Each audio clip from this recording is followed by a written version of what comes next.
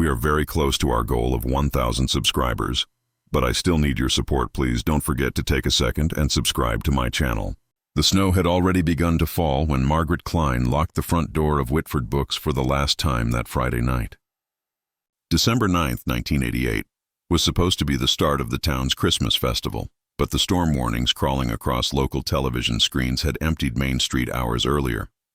Whitford, Vermont, population 1,926, sat tucked in a valley that turned each winter into a postcard. White steeples, dark pines, and narrow streets that wound between colonial storefronts. Margaret, 51 years old, divorced and known to everyone as Maggie, had owned the bookshop for 23 years. She lived 3 blocks away in a yellow clapboard house that still bore the carved initials of the husband who'd left her in 1974. That evening, she'd stayed late, boxing up unsold calendars and wiping dust from the glass display case where she kept rare editions. At 8:17 p.m., her neighbor across the street, Paul Henderson, saw her through the window balancing a stack of ledgers, her gray scarf looped twice around her neck. He waved, she smiled, and gestured toward the darkening sky as if to say, "I'd better hurry."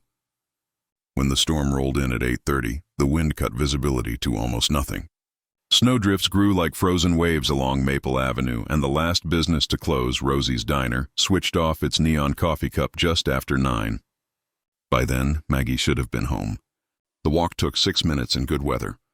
But when Paul Henderson stopped by her shop the next morning to drop off the weekend newspaper bundle, he found the front walk untouched by footprints and the brass key still hanging from the hook inside the door. Her car, a pale green 1982 Saab 900, remained parked in the gravel lot behind the store, snow piled high over its hood. Inside, the register was locked, the lights off, the radiator humming softly under a thin film of frost. Her purse sat on the counter beside the store cat's half-empty dish. Only one thing was out of place. The back door, leading to the alley, was ajar by less than an inch. The hinge bolts were tight, the lock undamaged, but a thin crescent of fresh snow had blown in across the linoleum, a pale curve marking the last known movement in Margaret Kline's life. The Whitford Police Department logged the missing person report at 10:12 a.m. on December 10th. Chief Harold Bowden, who'd spent 27 years handling traffic citations and petty theft, arrived at the bookstore expecting to find a woman snowed in or visiting relatives. What he found instead was a textbook mystery: an unlocked back door, a running radiator, and a missing resident whose car and coat were still on site. Officers canvassed the 3-block route to Maggie's house, probing snowbanks with metal poles, searching culverts and dumpsters, calling her name into the muffled air. By noon, the storm had ended, leaving behind an untouched white field that made every footprint stand out like ink on paper. They found only their own tracks. The working theory that weekend was accidental exposure. Maybe Maggie had slipped, struck her head, wandered off disoriented. But volunteer teams found no sign of disturbance near the route she always walked. On Sunday afternoon, searchers extended their perimeter to the frozen Winooski River. The ice there was solid, thick as glass, no cracks, no breaks. By Monday, state police had joined the search. Reporters from Burlington and Montpelier arrived, eager for copy about a real-life Vermont mystery. Whitford, uncomfortable under cameras, closed ranks. They described Maggie as quiet, meticulous, the kind of person who balanced her checkbook in ink and sent Christmas cards the day after Thanksgiving. Her ex-husband, retired truck driver Thomas Kline, living in Massachusetts, drove up to answer questions and spent most of the interview crying into a handkerchief. Police examined the Saab carefully. Keys in the ignition, doors locked, snow compacted around the tires. Inside the trunk, they found nothing unusual: spare tire, blanket, and ice scraper, but noted that the carpet lining looked newer than the rest of the interior. When asked, Thomas said Maggie had replaced it herself after spilling paint during a summer restoration project. The detail went into the report, an afterthought at the time. The investigation's first weeks yielded more questions than answers. Witness timelines were inconsistent. A delivery driver claimed to have seen Maggie walking west toward her home at around 8:30 p.m., but the timing conflicted with Henderson's sighting through the shop window. The postmaster recalled Maggie mentioning a book order for Whitford Academy, the local private school, but records later showed she'd never completed it. The snowstorm destroyed potential evidence: tire impressions, footprints, even scent trails for the search dogs that arrived 2 days too late. By Christmas, the posters stapled to telephone poles had begun to fade. The case file grew thin. In March 1989, the Vermont State Police reclassified the disappearance as inactive, pending new information. Whitford returned to its routines, though doors were locked more quickly and conversations grew quieter when the subject turned to Maggie. Years became decades. The Yellow House was sold, the bookstore changed owners twice, and Chief Bowden retired. Yet the unsolved disappearance hung over the town like the lingering smell of old smoke. Then, in February 2019, 31 years later, state property auctions listed a lot of decommissioned vehicles from the Agency of Transportation's Northern Fleet. Among them, a pale green 1982 Saab 900 once impounded after a storage lien default. When a newly hired clerk entered its VIN into the state system, it matched an unresolved missing person report from 1988. The car, it turned out, had been towed from Whitford Books lot in 1991 after the property changed hands and no owner claimed it. It had sat for decades in a frozen impound yard outside Montpelier, rusting quietly beneath layers of dust and paperwork. When technicians prepared the vehicle for recycling, they stripped the trunk lining and sent a section of carpet for environmental testing, part of a pilot program studying textile degradation. The sample never made it to the lab. One analyst, cross-checking intake logs, recognized the name Margaret Kline and flagged the find to Vermont State Police Cold Case Division. Under new protocols, the carpet was forwarded for forensic microanalysis.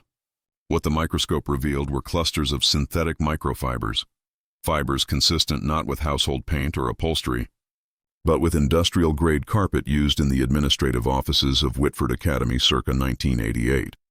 The fibers carried traces of cleaning solvent unique to that manufacturer's maintenance contractor, a company later absorbed by the same regional janitorial service that employed one man who'd been interviewed and dismissed during the original investigation, Robert Albright, the Academy's facilities director at the time of Maggie's disappearance, a man respected, methodical, and, by all accounts, above suspicion.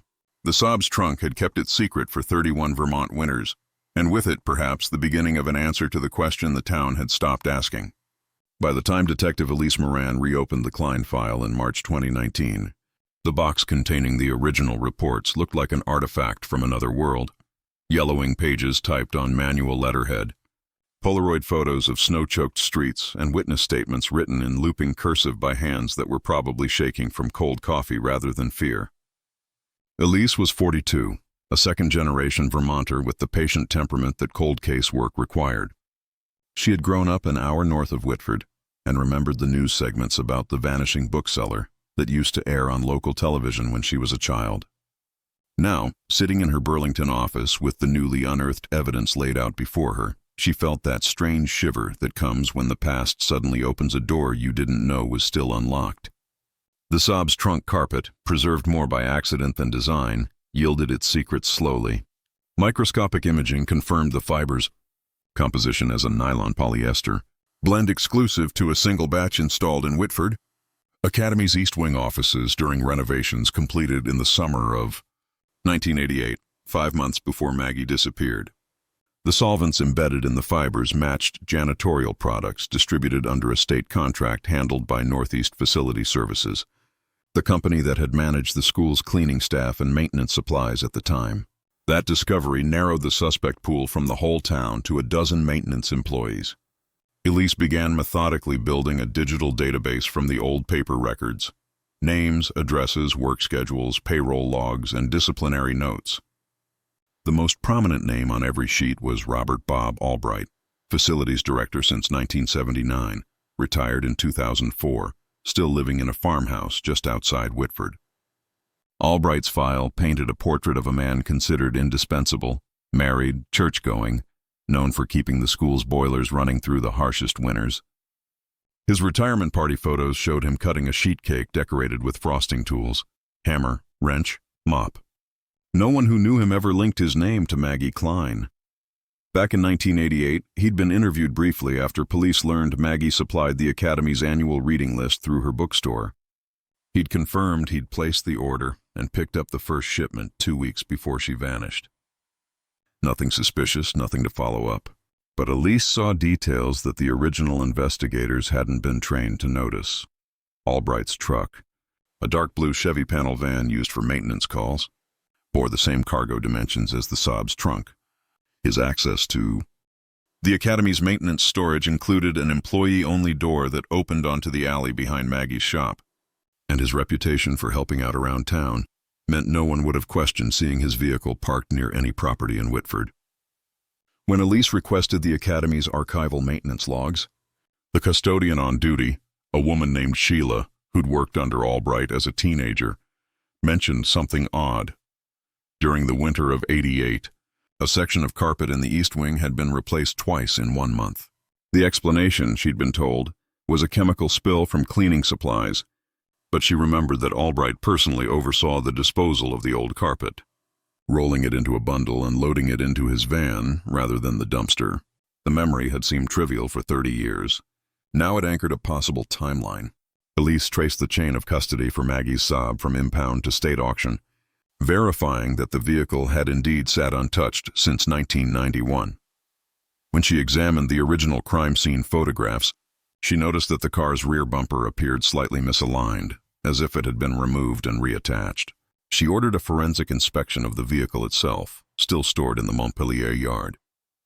Beneath layers of corrosion, technicians found residues of cleaning solvent identical to those on the trunk carpet, and a microscopic fragment of brass consistent with the door hinges used at the Academy's maintenance shop. The probability of coincidence, the lab report concluded, was extremely low. Whitford had long since learned to live without closure.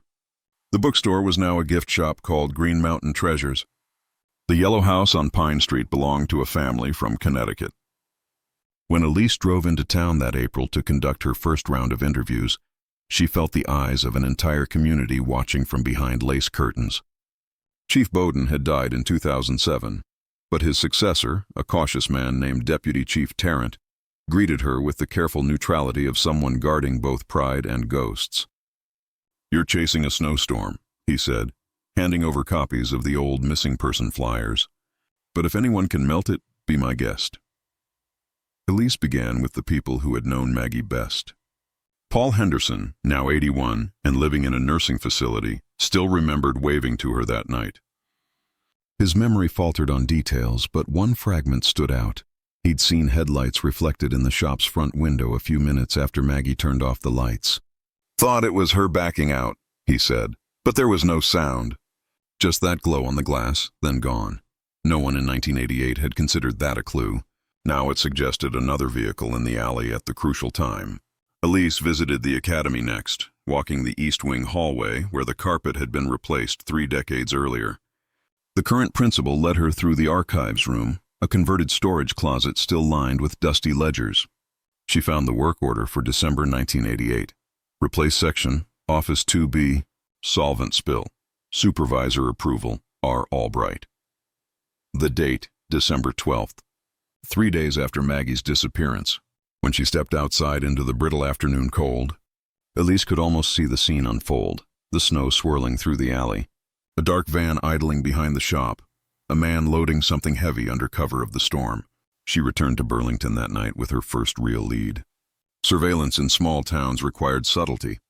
Elise enlisted 2 plainclothes officers from the state task force to observe Albright's routines. He lived alone now, his wife dead, his children scattered, and spent most mornings tending a vegetable garden behind his farmhouse, afternoons volunteering at the church thrift store. The report described him as quiet, courteous, even charming. But one note caught Elise's attention. Every Friday he drove to the same remote stretch of the Winooski River and sat in his truck for hours, staring at the water. When approached by a jogger, he'd claimed to be feeding ducks, though no food was ever visible. On April 29th, Elise arranged a casual interview under the pretext of verifying school maintenance records. Albright welcomed her into a spotless living room that smelled faintly of lemon polish. He was 72 but looked younger, his hands large and steady, his voice smooth. When she mentioned the reopened investigation, he chuckled softly. "After all this time? Poor Maggie. I doubt you'll find anything now. Snow takes everything, doesn't it?" He poured tea, kept talking, but his eyes flickered when she mentioned the Saab. "That old car? Shame about it getting towed. I remember it sat behind her shop for years. He tapped his cup lightly against the saucer, a rhythmic tick. Elise left after 40 minutes, certain of one thing. He was terrified. Over the next month, she built the case piece by piece. Bank records showing Albright had made several unexplained cash withdrawals in December 1988. A janitorial supplier's invoice indicating an emergency carpet order placed by him on December 10th, the morning after Maggie vanished. And an internal memo noting that he'd missed work for 2 days immediately following the disappearance, citing illness. Most damning was the rediscovered maintenance log, recovered from a box mislabeled inventory, containing a note in Albright's handwriting. Disposal, shop waste, deliver to AOT storage yard, Montpellier. The date matched the transfer record of a state storage container, later located adjacent to the impound lot where the Saab had been taken. The circle was closing, one bureaucratic coincidence at a time. On June 3, 2019, Elise returned to Whitford accompanied by evidence technicians and ground-penetrating radar units. They began searching along the Winooski's east bank near the spot Albright visited weekly. The ground there was uneven, half reclaimed by river sediment and birch roots. At a depth of 3 feet, radar registered an anomaly roughly the size of a human torso. Excavation revealed fragments of decayed fabric, metal buttons, and beneath them, human remains preserved by silt and cold. Dental records confirmed the identity within days. Margaret Kline, missing 31 years. The cause of death, though degraded, was consistent with blunt force trauma to the skull. When detectives arrived at Albright's farmhouse with a warrant, he did not resist. In his kitchen, they found a cardboard box labeled Shop Records 1988-1989. Inside lay newspaper clippings about the disappearance, a copy of the first missing person flyer, and a small silver bracelet engraved MK, a piece of jewelry Maggie's sister had described to police in 1988 as never removed. Under questioning, Albright denied murder, insisting he'd found the bracelet outside the shop after the storm. But when confronted with the forensic match between his maintenance van's dimensions and the residue inside the Saab's trunk, his composure cracked. "You think you know what happened," he said, voice trembling. "You don't. None of you know what she said to me that night." He refused counsel, then wept until the interview ended. In the weeks that followed, Whitford became a study in collective disbelief. Church bulletins requested prayers for both families. The bookstore, Green Mountain Treasures, set up a small memorial display with a photograph of Maggie smiling behind her counter, sunlight through the window dust. Reporters descended again, drawing uncomfortable parallels to the old coverage. A town haunted by the silence of snow. Elise filed her final report that September, detailing how the Saab's forgotten trunk carpet had bridged 3 decades of investigative stagnation. Albright was indicted for second-degree murder and unlawful concealment of remains. During the trial the following spring, prosecutors argued that he had confronted Maggie over a school invoice discrepancy, lost control during an argument, and killed her with a metal wrench from his maintenance kit. The defense claimed accidental death and panic. The jury deliberated for 6 hours before returning a verdict of guilty on all counts. Albright received 25 years to life, effectively a death sentence for a man his age. When sentence was pronounced, he stared straight ahead, lips moving in what some said was a prayer, others a confession only he could hear. For Elise, the case's closure felt less like victory than release, the end of a long, cold vigil that had begun before she could spell her own name. As she stood by the river where Maggie had been found, the first snow of the season began to fall, fine as dust, erasing the footprints that led back to her car.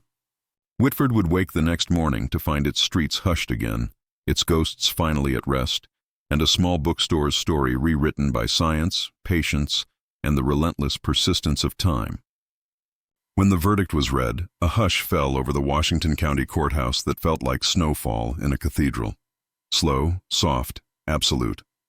Reporters' pens stopped moving. The hum of the fluorescent lights grew suddenly loud. For 31 years, Whitford had been frozen in the same question: what happened to Margaret Kline?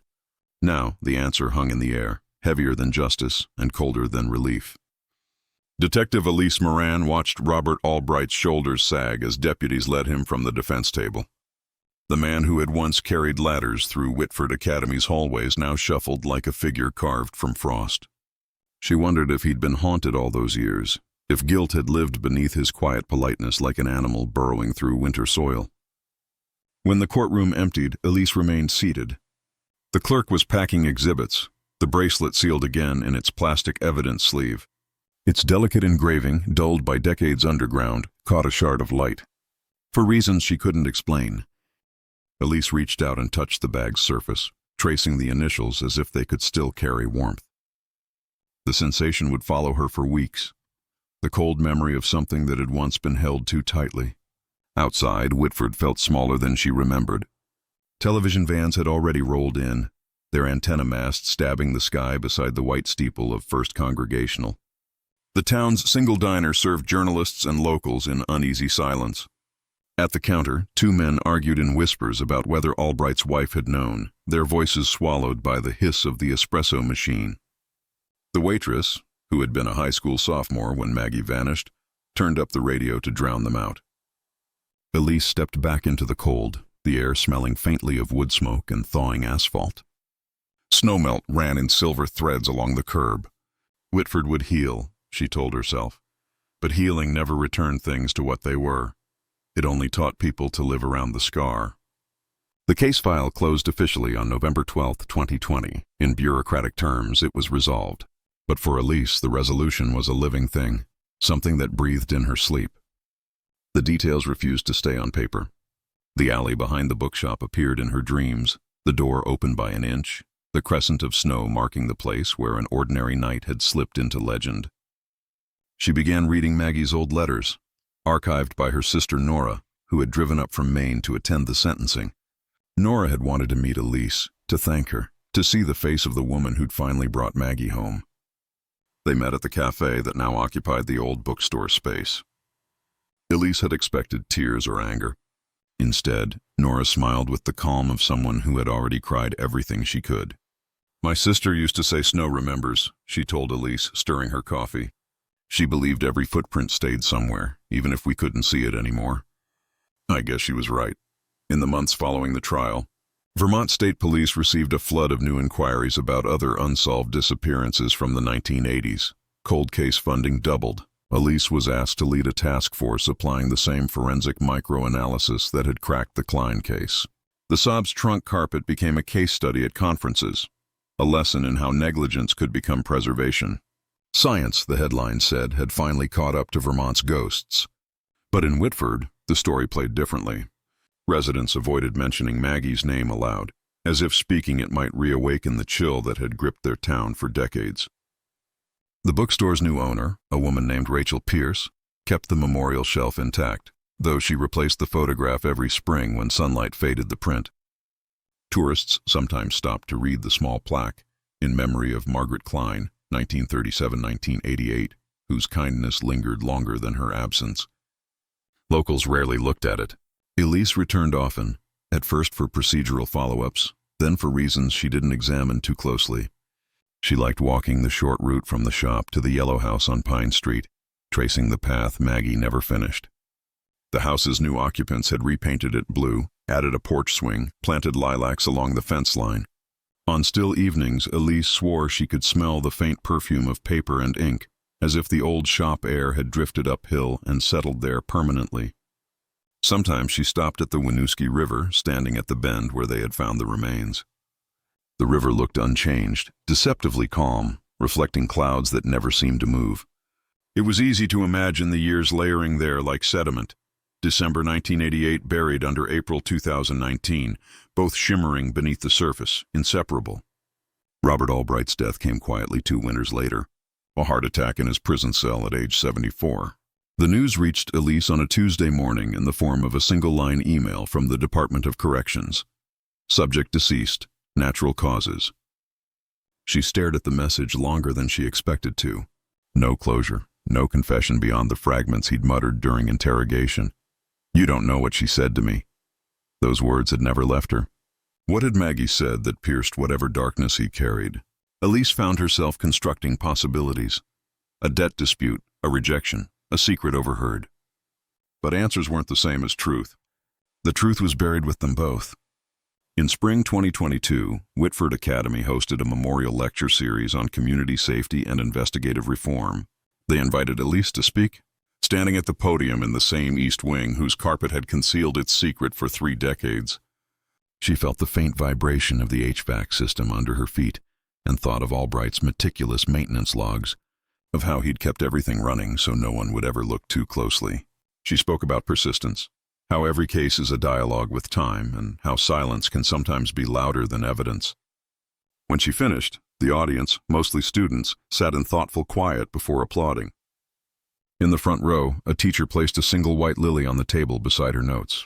Elise left it there, unsure if it was meant for her or for the ghost between them.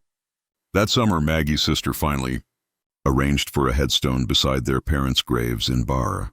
Elise attended the small ceremony with 3 local officers and a handful of townspeople who had known Maggie decades earlier. The inscription read simply, "Beloved sister, friend, and bookseller. Gone too soon, remembered always." A light rain fell as they dispersed. Elise lingered, tracing the grooves of the letters, thinking of the line Maggie had once written in a Christmas card preserved in evidence. Every book is just a promise to be remembered. The promise held. After the burial, Elise drove north instead of returning to Burlington. The road followed the river for miles, curling between the mountains, like a thread stitching together past and present. She stopped near the old impound yard where the Saab had been found. The lot was fenced now, the vehicles gone, replaced by a maintenance depot. Still, she could see the place in her mind. The snowdrifts, the half-buried car, the forgotten trunk that had waited 31 years for someone to ask the right question. It struck her how fragile justice really was, dependent on lost paperwork, chance discoveries, a lab technician's curiosity. If the state hadn't decided to recycle its old fleet, Maggie Kline would still be a headline in a dusty file. As dusk fell, Elise parked at a scenic overlook above Whitford. The town lights glowed in the valley, tiny and warm, like embers refusing to die. She thought about all the people whose lives had intersected with the case, the volunteers who'd searched in 1988, the witnesses who'd aged into silence, the reporters who'd built careers on mystery. Each had carried a piece of the story, and each, in their own way, had been both victim and witness. That was the hidden cost of time. Everyone pays interest. Years later, when Elise finally retired, she was invited to record a segment for a true crime documentary series. Sitting beneath studio lights, she retold the events in the measured cadence the producers wanted. But when they asked her what the case meant to her personally, she hesitated. "It taught me that truth doesn't vanish," she said after a long pause. "It just waits for us to notice the footprints again." The camera operator signaled cut. Outside, it had started snowing. Elise walked out into it, letting the flakes gather on her coat. Somewhere behind her, an assistant packed away the bracelet and photographs, artifacts turned content. But out here, beneath the quiet Vermont sky, the snow absorbed every sound until the world felt newly erased. For a moment, she imagined the faint outline of a woman in a gray scarf walking ahead of her, not frightened, not lost, simply going home through the falling white. Then the figure dissolved into the darkness, and the wind carried the last trace of her footsteps away, leaving the story finally, mercifully, complete. By 2025, the name Margaret Kline had transformed from a small-town mystery into a kind of cultural shorthand. Journalists used it to describe any case where patience and forensics finally caught up with buried truth. The Kline Doctrine, as one investigative journal called it, referred to the practice of retesting archived evidence whenever new analytical methods emerged. The policy saved other victims from vanishing completely. It also reshaped how Vermont's cold case unit operated. At the heart of that evolution was Detective Elise Moran, whose meticulous approach had turned one forgotten carpet fiber into a lesson about time itself. Yet despite awards, lectures, and endless interviews, Elise felt uneasy each time she saw Maggie's face on a conference slide. A solved case, she'd learned, didn't stay solved. It simply changed its shape. The documentary's release that winter reignited national attention. Viewers fixated on the Saab, its faded green shell, the trunk that had carried silence for 3 decades. The production crew filmed Elise standing beside the restored vehicle at the State Forensic Museum in Montpelier, where it now sat behind tempered glass under a plaque titled "The Bookstore Disappearance." She'd expected the shoot to feel triumphant. Instead, it felt like walking into a church where the hymn never ends. The museum lighting was clinical, almost cruel. illuminating every speck of rust, every imperfection in the cracked upholstery. When the cameras cut, Elise found herself tracing the dent in the bumper that had first caught her eye years before. "You kept her secret," she whispered, so quietly the sound technician later swore he hadn't heard it. After the broadcast, letters began, arriving, hundreds, then thousands, from viewers who had lost someone long ago. They wrote about missing daughters, brothers, parents, about boxes of old evidence and half-remembered witnesses. Some believed Elise could solve them all. Others simply wanted to tell their stories before time swallowed them too. She read each one, marking the margins with red pencil notes like a teacher grading grief. The weight of them filled her apartment until the floor resembled a paper ocean. One night she dreamed she was walking through snow made of envelopes, each footprint revealing another name. She continued consulting for the cold case division, though she spent more time teaching younger detectives than chasing ghosts herself. Her office window overlooked Lake Champlain, where fog rolled in every dawn like an eraser across a chalkboard. She liked the symbolism, each morning, the world starting over. Still, when winter returned, she always thought of Whitford. The town had changed, though its rhythm remained slow and deliberate, as if afraid to disturb the peace it had finally earned. The old alley behind the bookstore was repaved and fitted with security lights. A small plaque near the back door read simply, "For Margaret, every story deserves an ending." Elise attended its unveiling quietly, standing among townspeople who spoke in murmured gratitude. Nora Kline was there, older now but still sharp-eyed. After the ceremony, she handed Elise a small wrapped package. Inside lay a first edition of Little Women, its spine repaired with delicate thread. "It was on Maggie's bedside table when she disappeared," Nora said. "I think she'd like you to have it." Elise nodded, unable to speak. That night, she read by lamplight until dawn, stopping only when she reached the line. Some stories never end, they only change readers. She closed the book and realized her hands were trembling. The ripple effect of the Kline case reached beyond Vermont. Universities used it to illustrate the interplay between forensic science and narrative reconstruction.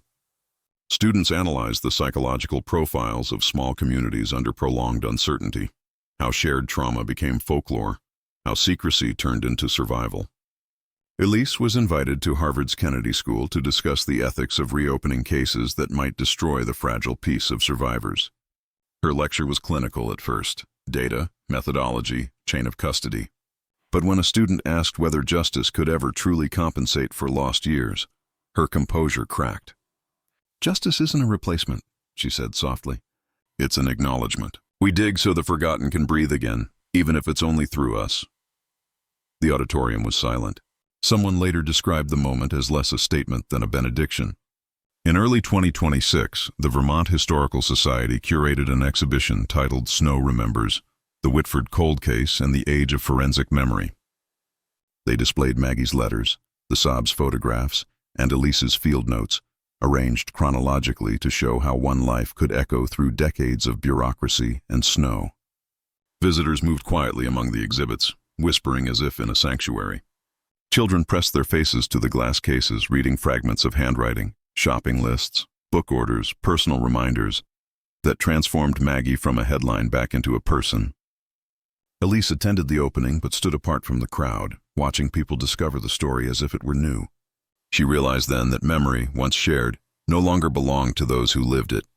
After the exhibition, Elise drove alone into the Green Mountains, away from lights and conversation. The road narrowed until snowbanks brushed her car doors. She stopped near an overlook where she could see the faint shimmer of Whitford's rooftops below.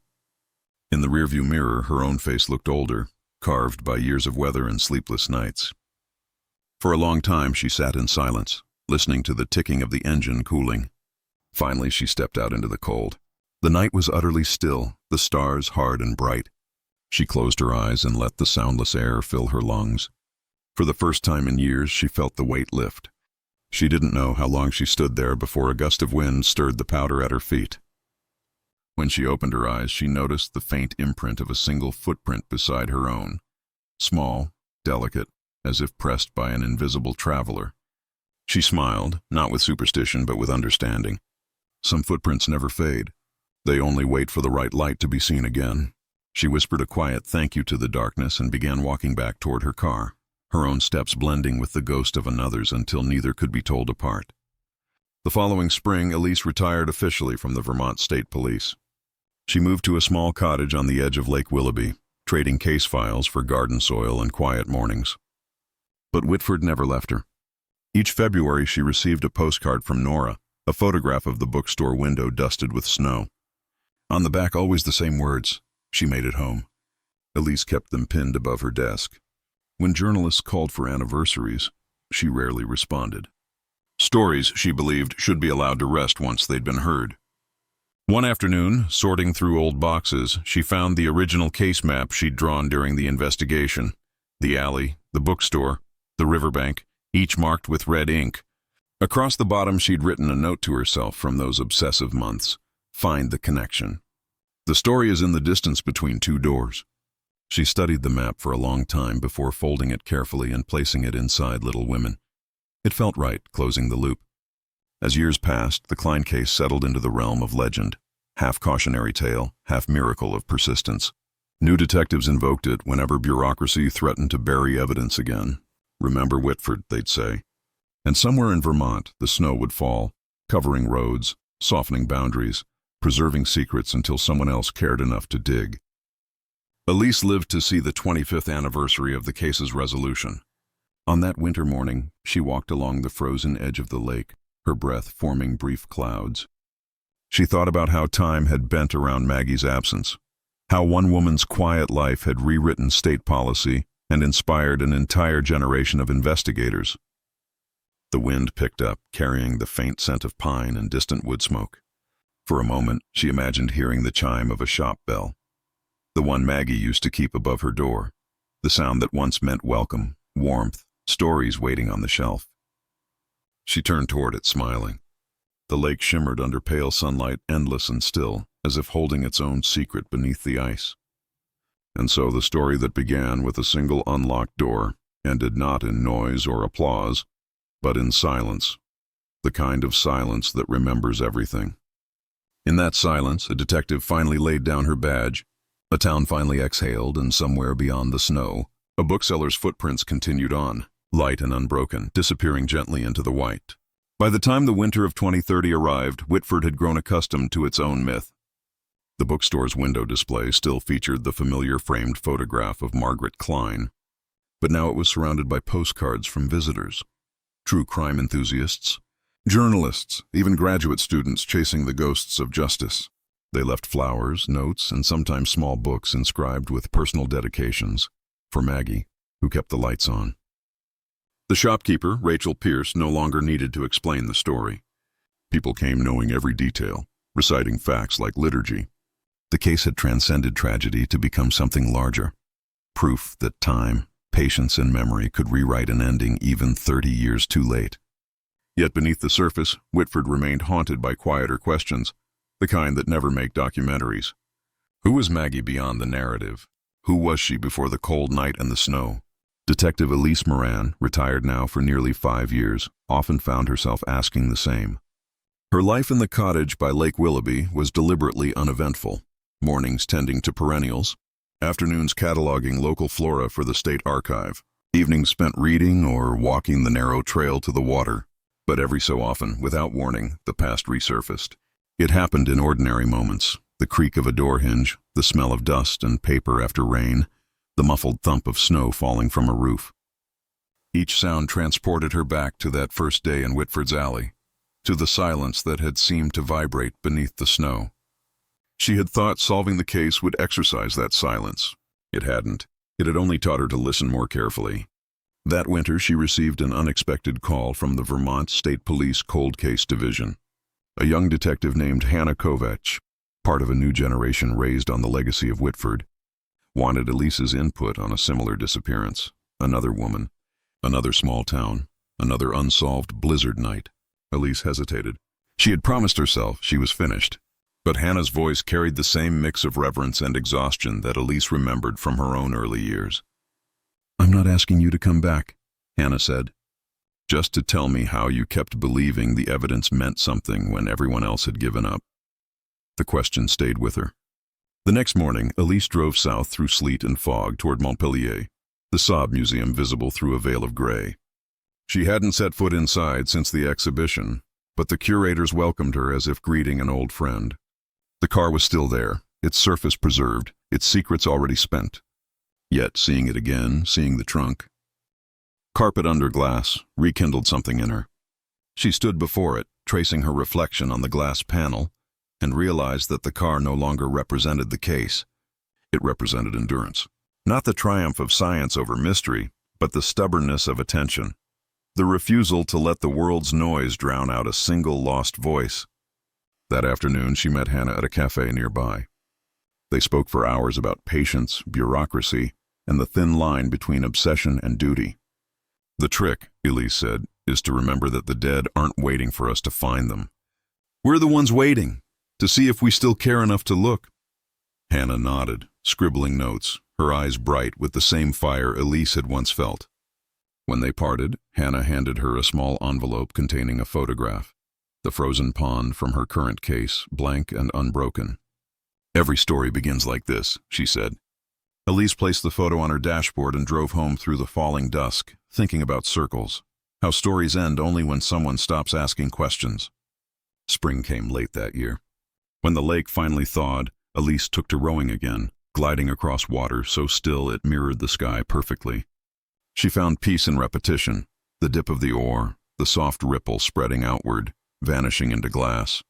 Sometimes she imagined Maggie sitting opposite her, silent but present, the ghost of all unanswered questions. She didn't speak to her anymore. There was nothing left to ask. Instead, she began writing, not case reports but essays, fragments about memory, time, and snow.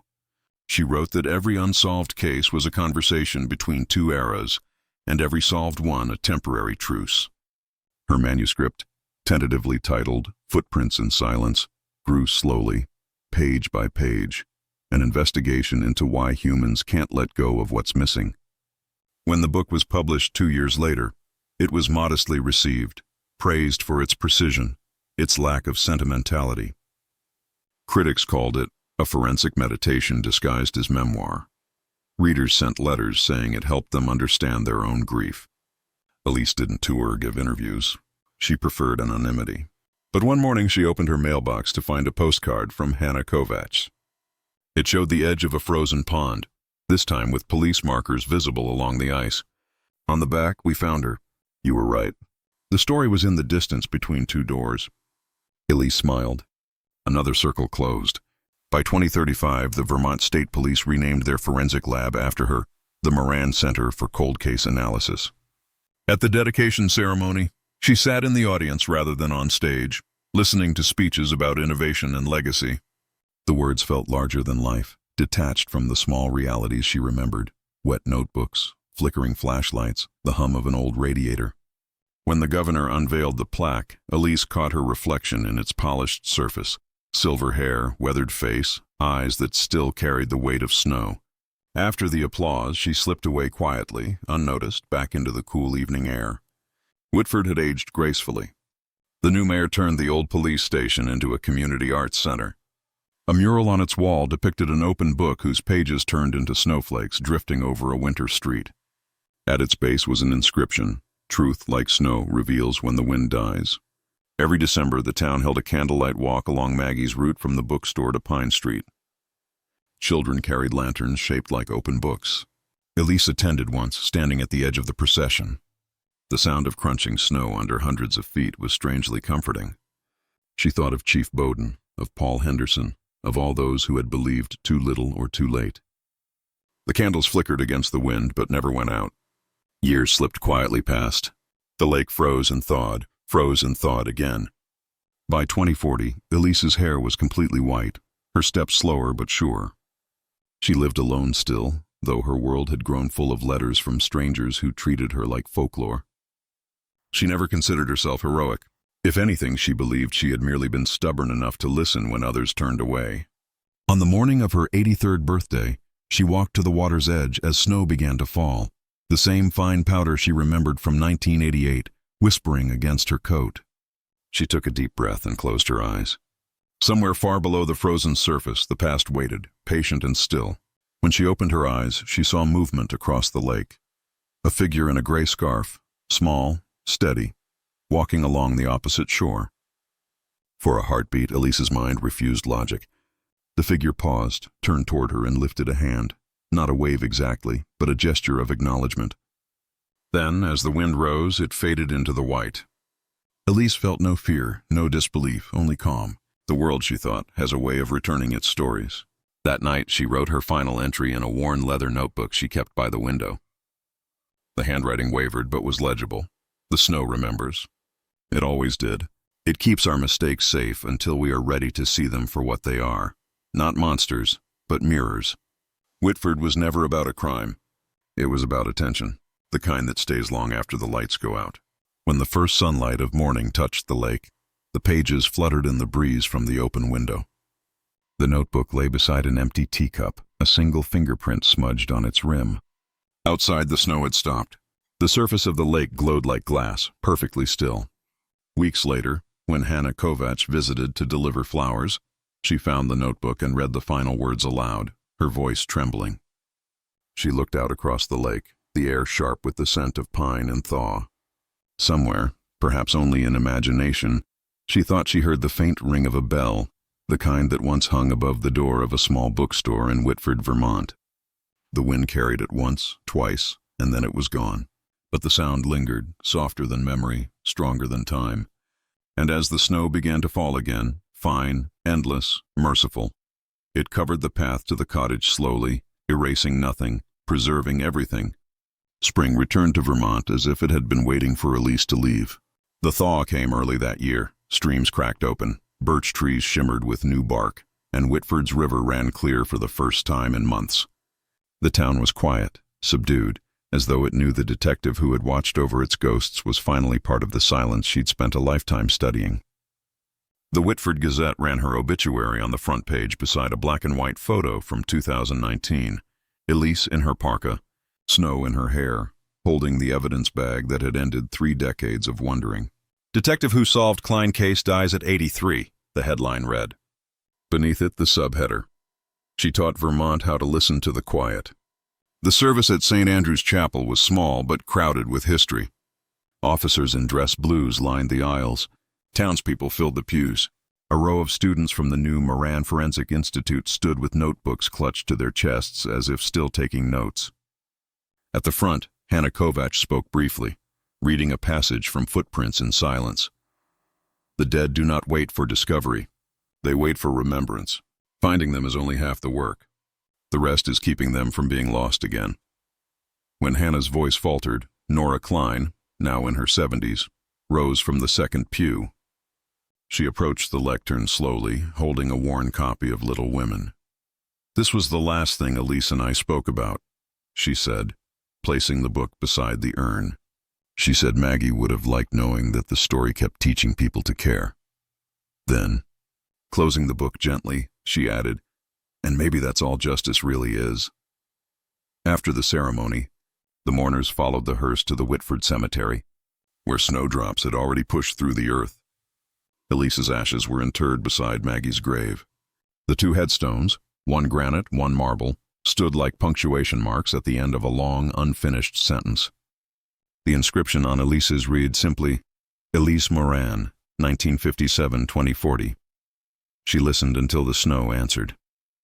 That evening, Whitford's mayor declared February 14th, once a date of tragedy, as Remembrance Day.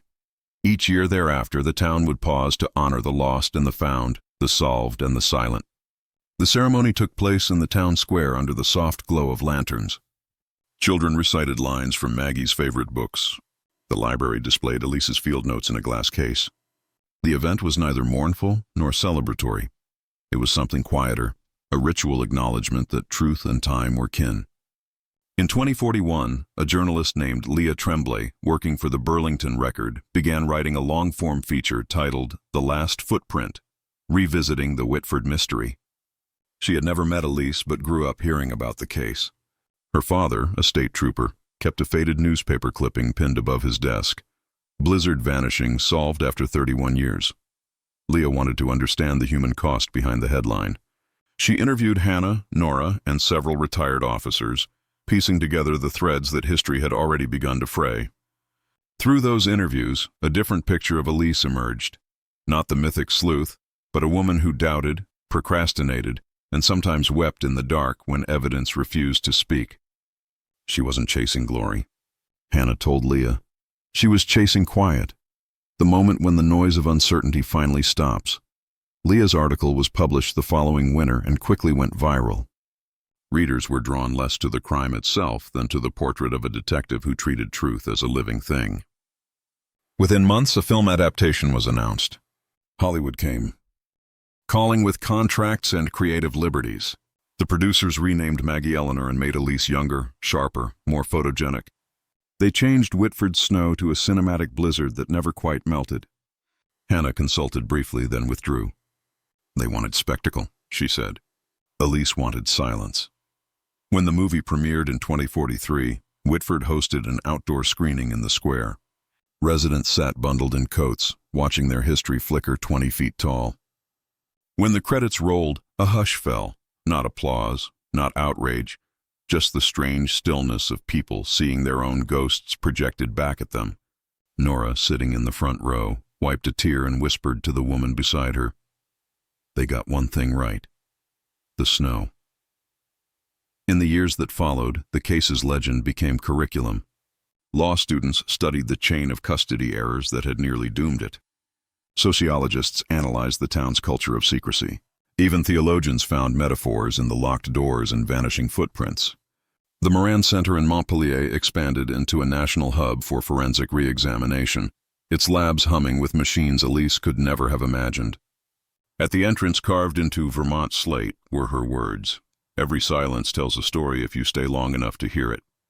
By 2045, technology had advanced far beyond the methods that solved Maggie's case.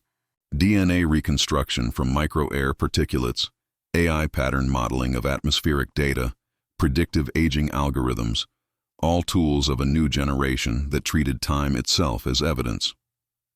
Yet inside the center, her original field notebook remained displayed beneath glass, pages yellowed, corners bent.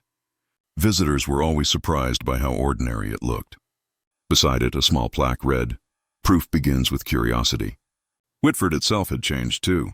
What was once a struggling town built around a single bookstore had evolved into a literary haven.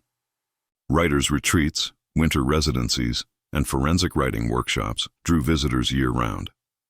The old bookshop, still called Kline & Co., became both museum and refuge. Its back room converted into a quiet reading space lined with first editions donated from across the country. Each February, the town printed a commemorative broadside of one of Maggie's handwritten notes, distributing it free to residents. That year's read, "Every snowfall writes a new story. It's up to us to remember the old ones." In the corner of the store, near the shelf of case documents, hung a framed photograph.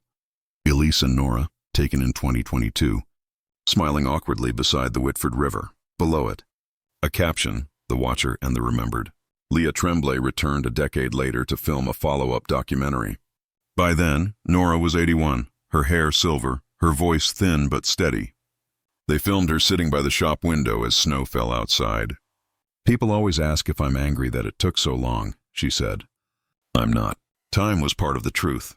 It had to ripen before anyone could taste it." She looked directly into the camera. "You can't rush a thaw." The documentary ended with footage of the annual lantern walk. Hundreds of townspeople, young and old, carried candles through the snowy streets. The camera lingered on a girl no older than 10, her mittened hand clutching a small brass bell. When the narrator, Leah herself, spoke the final line, it felt less like narration than a continuation of Elise's voice. Somewhere between disappearance and discovery lies the place where stories keep breathing. If you stand still long enough, you can hear them in the snow. The film won several awards and reignited interest in unsolved cases across rural America. Grants were named after Elise and Maggie. Podcasts analyzed the psychological ripple of small-town trauma.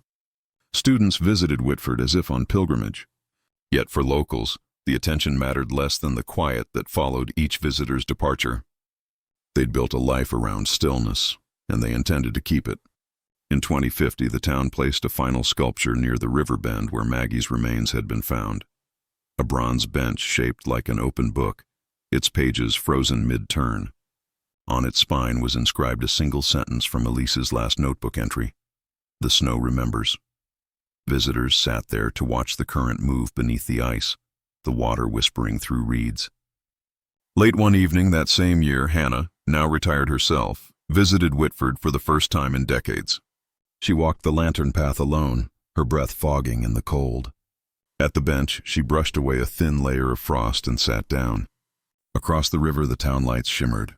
She closed her eyes and listened. The snow was falling again, fine, endless, merciful, and in its hush she heard 2 footsteps, slow and even, crossing the bridge behind her.